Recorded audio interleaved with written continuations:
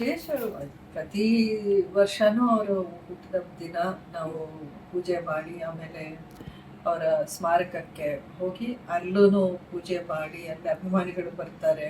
ಅವ್ರಿಗೊಂದಷ್ಟು sweet, ತಿಂಡಿ, ಉಪಹಾರ ಎಲ್ಲ ಹಂಚಿ ಆಮೇಲೆ ಇಲ್ಲಿಗೆ ಬಂದು ಇಲ್ಲಿ ಸಮಾಧಿ ಹತ್ರ ಪೂಜೆ ಮಾಡೋದು, ಅಭಿಮಾನಿಗಳನ್ನ ಭೇಟಿಯಾಗೋದು, ಈ ರೀತಿ ಈ ಒಂದು 7-8 ವರ್ಷಗಳಿಂದ ಮಾಡ್ಕೊಂಡು ಬರ್ತಾ ಇದ್ವಿ. ಅಂಬರೀಷ್ ಅವರ ಹುಟ್ಟುಹಬ್ಬ ಅಂದರೆ ಅದು ಅಭಿಮಾನಿಗಳಿಗೆ ಹಬ್ಬ ಮುಖ್ಯವಾಗಿ ನಮಗಿಂತ. ಸೊ ಅವ್ರ ಜೊತೆಲಿ ಒಂದಷ್ಟು ನಾವು ಹಂಚಿಕೊಂಡು ಇದನ್ನು ಸೆಲೆಬ್ರೇಟ್ ಮಾಡೋದು ಒಂದು ಈಗ ರೀತಿ. ನಾನು ರಾಜಕೀಯದ ರಂಗದಲ್ಲಾಗಲಿ ಚಿತ್ರರಂಗದಲ್ಲಿ ನಾವೇನು ಅಭಿಷೇಕ್ನ ಕರ್ಕೊಂಡ್ಬಂದಿಲ್ಲ.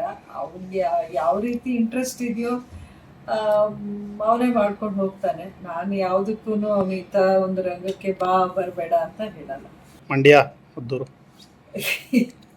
ಇದನ್ನು ನಾನು ಮೊದಲು ಹೇಳಿದ್ದೆ. ಈಗ ನಾನು BJP ಪಕ್ಷದಲ್ಲಿ ಇರೋದ್ರಿಂದ ಪಾರ್ಟಿದಲ್ಲಿ ನನ್ನ ಇದು ರೋಲ್ ಯಾವ ರೀತಿ ಇರಬೇಕು ಅನ್ನೋದು ಅವರು ಡಿಸೈಡ್ ಮಾಡ್ತಾರೆ. ಅದ್ರ ಪ್ರಕಾರ